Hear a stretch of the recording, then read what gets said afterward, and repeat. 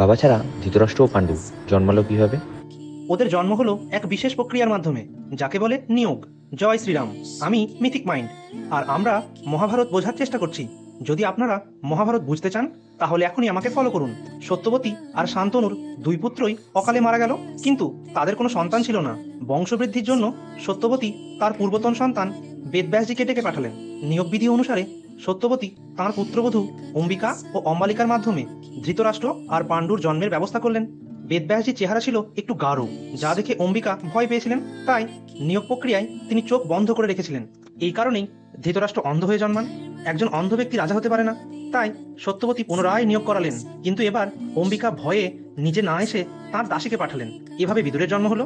কিন্তু একজন দাসী সন্তানও রাজা হতে পারে না, তাই সত্যবতী দ্বিতীয় পুত্রবধূ বিচিত্রবীর্যের স্ত্রী অম্বালিকার মাধ্যমে পুনরায় নিয়োগ করালেন, যার মাধ্যমে পাণ্ডুর জন্ম হলো। ব্যাসজির বাবার নাম কি, কমেন্টে জানান।